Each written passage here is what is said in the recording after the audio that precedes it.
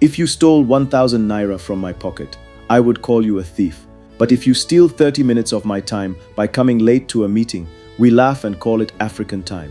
Yet understanding that cultural norms can evolve helps us see the importance of changing this mindset to foster respect for punctuality. Let me tell you the hard truth today. Time is not money. Time is life. I can lose money today and make it back tomorrow. But the last 60 seconds, they are gone forever. They are never coming back. Today, we will address the biggest enemy of Nigerian productivity. We are going to talk about the value of time. There is a lie we tell ourselves in this country. We say no hurry in life. We normalize lateness. A wedding is set for 10 a.m., but the bride arrives at 1 p.m. A business meeting is scheduled for 9 a.m., but the CEO arrives at 9:45 a.m., smiling and blaming Lagos traffic. Stop blaming the traffic. The traffic in Lagos is unsurprising. It is a constant. The traffic is always there. If you know the traffic is bad and you still leave late, the problem is not the road. The problem is your lack of respect for time. Ephesians 5:15-16 gives us a command, not a suggestion. See then that ye walk circumspectly, not as fools, but as wise, redeeming the time, because the days are evil. The Bible calls people who waste time fools. Why?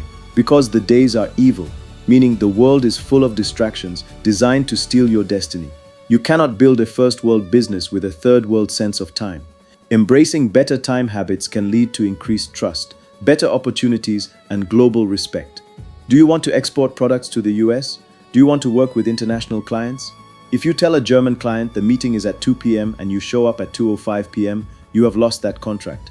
They don't care about your African time. They care about integrity. And yes, punctuality is integrity because it shows respect and builds trust with others, making you reliable in their eyes. When you say, I will be there at 8, you are showing respect for yourself and others. Arriving late diminishes your dignity and trustworthiness. We also waste time on things that do not profit us. How many hours did you spend arguing about football on Twitter yesterday? How many hours did you spend watching skits? Meanwhile, you say you don't have time to read your Bible. You don't have time to learn that digital skill. You have time. You need to develop the discipline to set priorities and honor your schedule, which will lead to personal growth. If you're still here, listen carefully. Out of millions of videos online, you found this one. That's not a coincidence. It simply means your spirit is finally ready for real change. This is your golden moment to make a life-changing decision. Practice the PPA framework. Pray for God's wisdom, plan your strategy, act with discipline. My commitment to you, follow this framework, do the actual work, and you will see results. No prosperity gospel lies, no manifestation magic, no overnight success, just a real strategy that works in Nigeria. Drop your biggest challenge in the comments right now. I'll reply with my honest thoughts on it, not motivational fluff. You're not alone. I'm willing to walk this journey with you, but you must show up and do the work. Subscribe for Monday, Wednesday, and Friday uploads. Pray, plan, and act. We move. Psalm 90:12 says, So teach us to number our days, that we may apply our hearts unto wisdom. If you knew you only had 1,000 days left to live, would you spend today gossiping? No, you would be focused. Well, you don't know how many days you have, so why are you living as you have been for so long? It is time to reconstruct your schedule. Here is the PPA framework for mastering time, a simple step-by-step approach that has helped many Nigerians improve their productivity. Pray against the spirit of slumber and procrastination.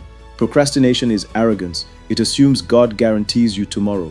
He does not. Pray, Lord, teach me to number my days. Give me the discipline to say no to distractions. Help me to respect the time of others as much as I respect my own. Plan, you must audit your time. For 1 week, write down everything you do every 30 minutes. You will be shocked. You will see that you spent 14 hours on social media and only 2 hours on your business.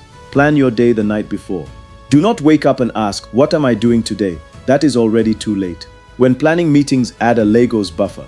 If Google Maps says 30 minutes, you give yourself 1 hour. It is better to arrive 30 minutes early and read a book in your car than to arrive 5 minutes late and look unprepared. Act. Adopt the 15-minute rule. If a meeting is at 10 a.m., you are there at 9:45 a.m. If you are the leader, could you start the meeting on time? This is where many Nigerian leaders fail. They wait for the latecomers.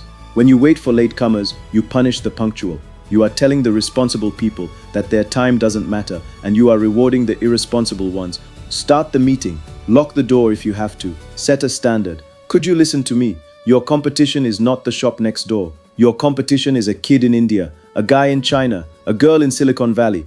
They are not operating on African time. They are operating on global time.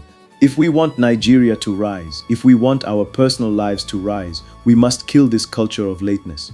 Respect time, because time is the stuff your life is made of. Pray, plan, and act. We move.